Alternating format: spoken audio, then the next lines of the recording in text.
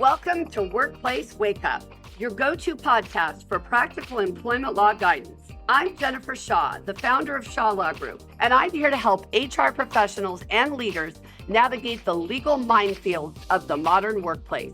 Each week, we tackle real-world issues with clear advice and a little tough love. Let's get started. So this new reality is actually causing some confusion and some frustration for HR professionals. So I want to talk about it a little bit. First of all, understand that when something is created using artificial intelligence, you can sometimes tell that, right? So I still go through and write my blogs and write my articles, and sometimes I'll ask for a phrase from ChatGPT or something like that. But I can really tell when something is fully written on AI. At least I think I can tell. And we've had a couple of tests in the office that I'll be happy to let you know I've scored 100% on. So I can tell. You can tell with complaints too. The problem is many employers say, oh gosh, that was clearly written by ChatGPT or Claude or whatever. And so I'm just going to ignore it, right? I mean, they literally do this because they think, how could it be a valid complaint if somebody had it written by an AI bot? I want to disabuse you of that notion. It is not about how that complaint was drafted. I don't care if it's drafted in hieroglyphics, sign language, AI, French, Latin, it doesn't matter. It's your job as the employer to figure out what the heck the employee is complaining about, and then take appropriate steps to deal with it. So whether you have an artificial intelligence complaint or not is really not the question. And yet, what I am reading all over the place and what I'm hearing from many of you who I talk to on a regular basis, you treat these complaints differently. And I don't want you to do that. Yes, they may be longer. Yes, they may be written like an Ernest Hemingway novel. Yes, they may not be written by your employee, and you can clearly see that. But the question is, what do you do about it as an employer? All right? And this is a real shift in terms of the tone, in terms of the style. So many employees are hopping on ChatGPT to get these things written. And it's funny, I had a situation recently with my mom. One of her very good friends passed away, and she's known him since high school. So 65 years. And the day before he passed, she talked to him and he said, don't worry, you're on my list. You're going to be in my obituary. You're a very important part of my life. His wife had passed away, etc. She doesn't find out about this until a month later that he passed away. And of course, she is nowhere to be found in the obituary. And this was very upsetting to her. So she asked me to write a note, a text to the son of this person. And I thought, I don't have any idea what to say. So I got on ChatGPT and I said, my mom's upset. What do I write? And I got this really nice message that I sent. And the son responded right away saying he was very sorry and he apologized, etc. That's a good tool. Me being able to get on the internet, tell ChatGPT what I needed, get it. I fussed with it, made it more sound like me, and then sent it. That is what people are doing on these workplace complaints. And what you need to understand is it doesn't change your analysis. These complaints may look a little more scary because they're going to use buzzwords. They're going to be more detailed. They're going to have more specific information. That doesn't mean the information is accurate. So as many of you know, we do a ton of internal investigations or workplace investigations for clients. And we had a situation recently where we got a very detailed complaint from an employee.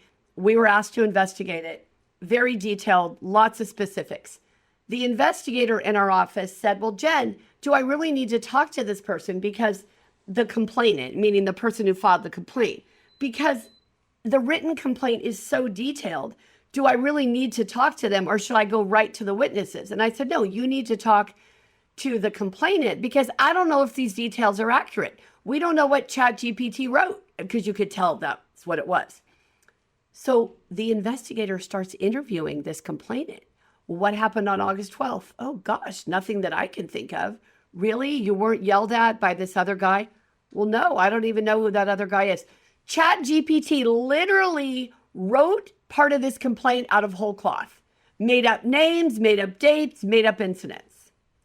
I know people don't think it does that, but it does. Somebody was doing a little thing with me trying to prove to me that it was not a reliable source in some things the other day and put in, tell me about Shaw's Thai restaurant in Sacramento. It wrote this whole review for my alleged Thai restaurant that I do not own or operate. So my bottom line is, just because you get this written complaint that seems very thorough and very detailed doesn't mean you skip the most important step of your investigation, which is drilling down and figuring out factually what has occurred. So you are very likely going to get complaints going forward that are more detailed, that do have words like harassment, discrimination, hostile work environment, wrongful termination, constructive discharge, all of these buzzwords, all these legal buzzwords. You're going to be more likely to get those kind of complaints. And that's fine. It is what it is. What you have to remember, though, is that you can't dismiss the complaint because it is so detailed and has so much information and seems so sort of overdone. But you also don't want to overreact to it. Oh my gosh, they said 17 buzzwords. We're going to need to get the lawyer on the phone. This is a hot mess. We're going to go out of business. No. You might just have somebody who knows how to use ChatGPT or whatever platform they're using. All right? So I want you to think about your complaint process, your internal complaint process, and you've got to follow the procedures no matter what. It doesn't matter what type of investigation you're doing, what the complaint looks like, who the complainant is. None of that matters, okay? What matters is, what is your response as the employer? What are you doing to look into the situation? What are you doing to figure out what's going on? What are you doing to respond and make sure the conduct doesn't continue or doesn't happen again in the future? That's what we're looking at, okay? So when you get these AI-generated complaints, which they are a new reality, okay? You're going to get more and more of them. What I want you to think about and remember is this is the same process I'm going to follow no matter what. I'm going to do the same thing I would always do. Nothing different. When you are looking at one of these complaints and you are the investigator and you are sitting down and you are questioning the complainant about the complaint, or perhaps the respondent has written a reply, a response to the original complaint. And so maybe they've done that through AI. You're going to use the same elementary fundamental process. You're going to ask the who, the what, the where, the why, the how. You're going to try to figure out what's going on. You're going to be clear about the questions you're asking, the details you need to know. There's nothing about this process that is going to change just because you're dealing with an AI-generated complaint. You're going to ask about every allegation. You're going to ask about every person they claim was involved.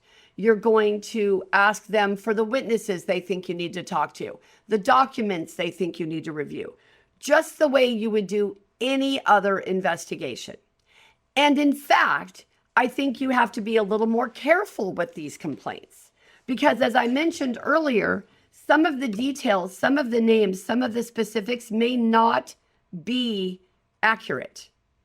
Or the complainant may have dictated it into one of these platforms and not really reviewed what came out on the other side. It may not be what they intended. And many times they'll tell you that. They'll say, oh gosh, no, wait a minute. That's not right. That's not what I thought was going on here. So that's not my allegation. Now, we're going to have another episode of the podcast soon about investigations because I've started to see some sloppiness in investigations that I want to address, and I want to make sure that we're really on top of things and that we're doing the best possible investigations we can. Because remember, your whole goal is being able to stop inappropriate conduct and prevent it from happening again in the future. You can't do that if you don't know what happened. The investigation is a vehicle to meeting that responsibility.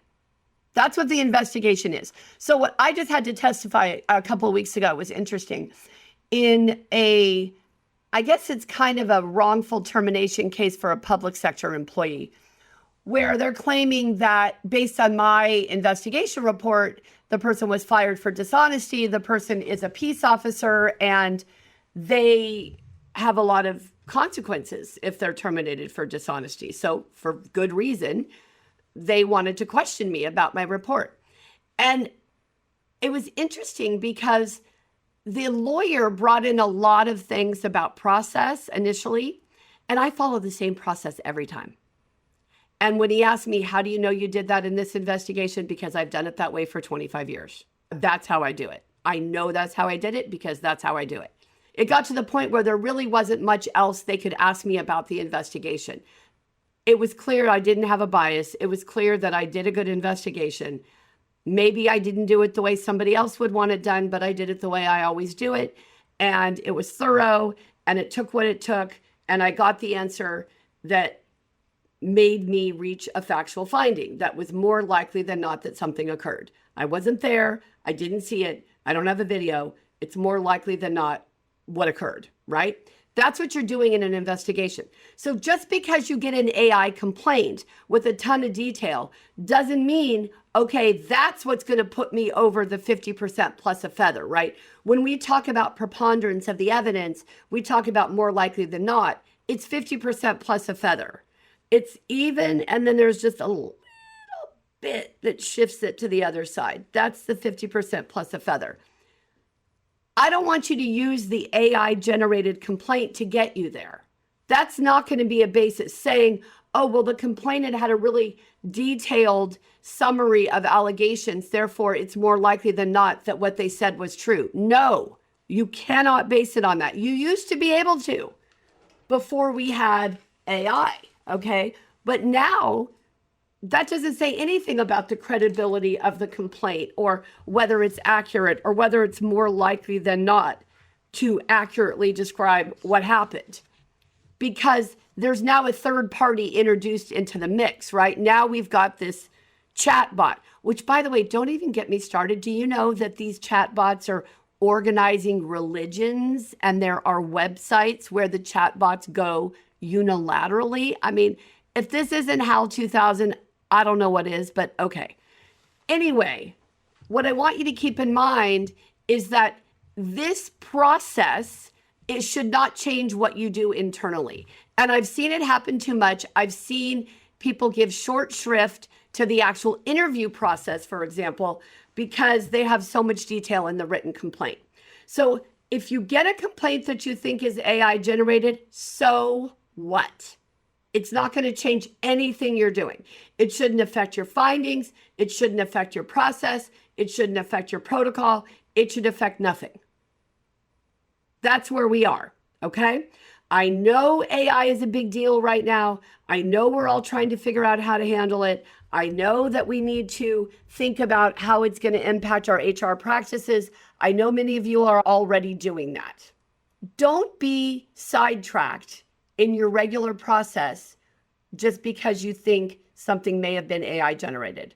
Okay, and by the way, remember what can be AI generated: pictures, images, written documents, forms. So you have to have that Harriet the Spy critical viewpoint on everything. Don't take anything as fact until you can prove that it's more likely to be fact. Okay, more likely than not. Everyone, thank you so much for joining me today. I love doing this podcast. I just wish we could all be together when I do it. That would be so fun if we could, I don't know how we would do that. But anyway, thank you for joining me. Go out, have a great rest of your day. I cannot believe that it is April, mid-April at this point. This is crazy talk. So the year is barreling by. Ella, as many of you know, is about to be a junior in high school. She's driving. She drove me around last night. I can't believe it. Anyway, I'm also getting old. I'm about to turn 60. So what can I say? Thanks, everybody. Have a great rest of your day. I'll see you next week. Workplace Wake Up, including our guests and hosts, do not provide legal advice in this podcast. Do not act upon any of the information discussed in this podcast without first consulting a licensed attorney in your jurisdiction. Thank you for joining me on this episode of Workplace Wake Up. If you found today's discussion helpful, be sure to subscribe, leave a review, and share the podcast with your HR and leadership teams. For more insights, training programs, and legal updates, you can visit us at shawlawgroup.com.